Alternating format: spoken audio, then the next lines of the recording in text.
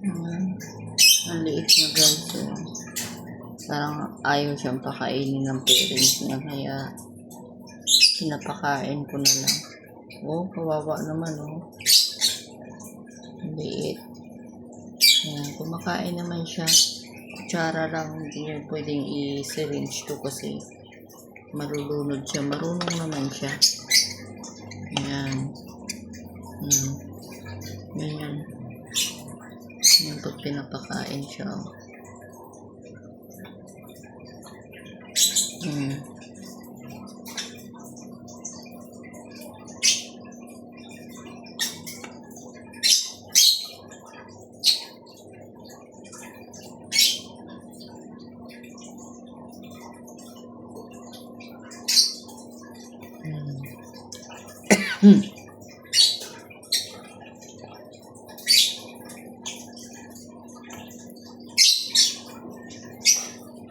Ayan, busog na siya. Oh.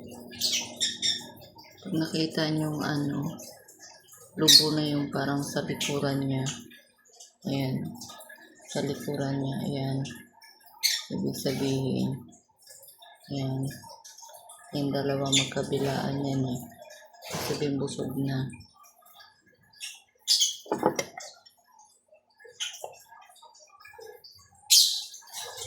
Tapos kailangan yung medyo mainit-init.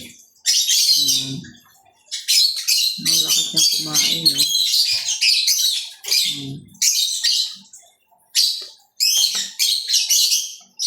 Parang ayaw kasi siyang pakainin ng nanay niya. Kaya ang bagal niya lumaki. Siya kasi yung pinakahuli. Busog na siya guys. Ayaw na.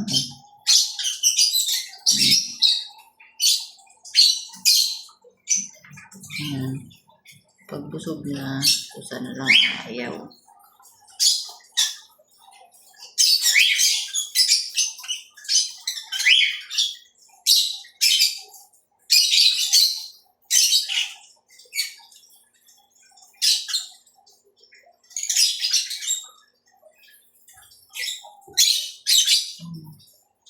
Tulungan nyo rin kasi dahil minsan hindi kaya ng magulang pakainin ng maayos mga anak nila dahil sa dami. O, diba? Laki na ng butsi niya. Busog na.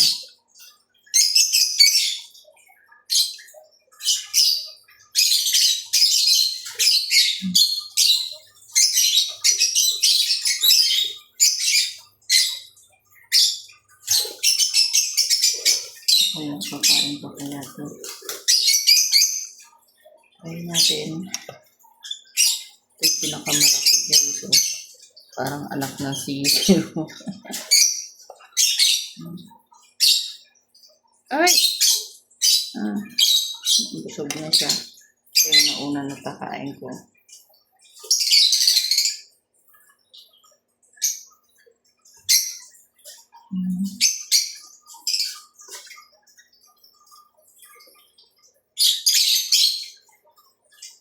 Yung isa. Ay, ano yung pinakain mo?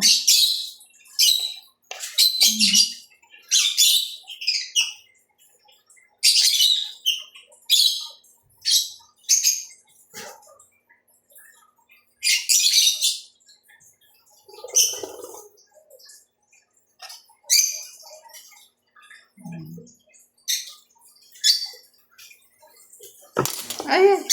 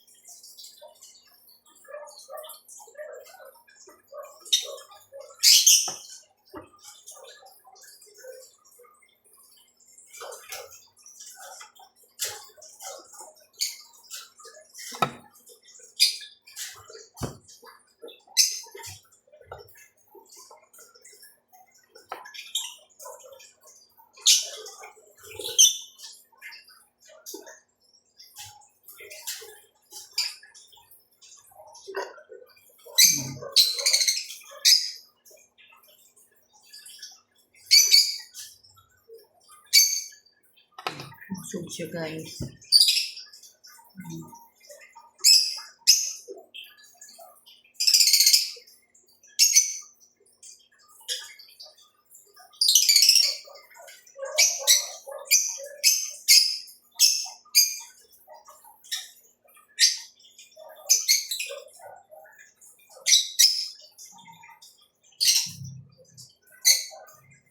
Pinakamalaki.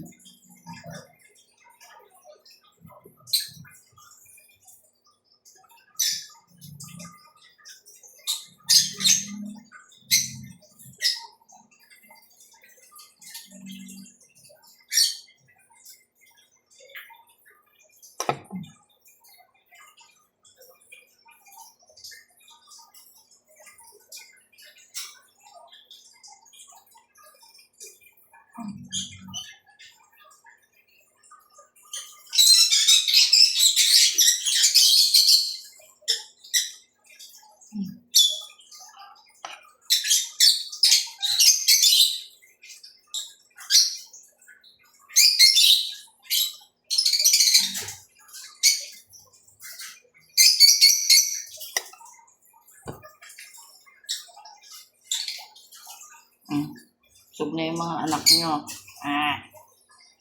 Weh. Busog na.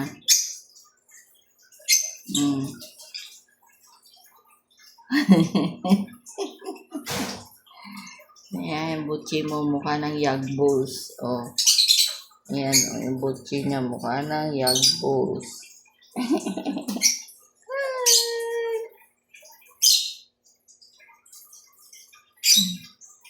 Si Ihid. Bundat na si Ihid. Lalaki ka Ihid, no?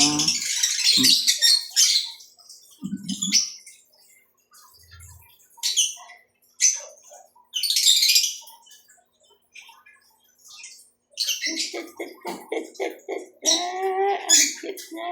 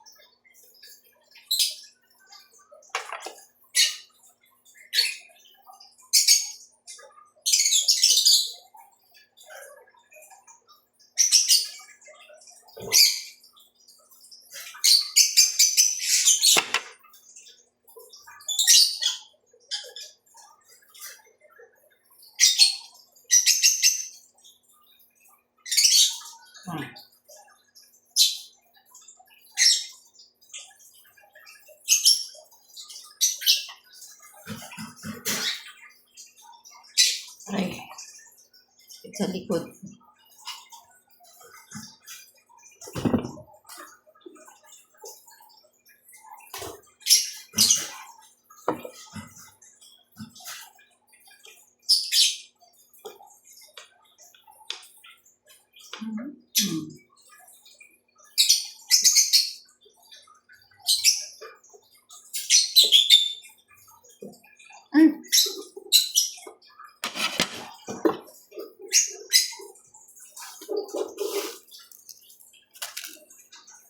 Bye-bye.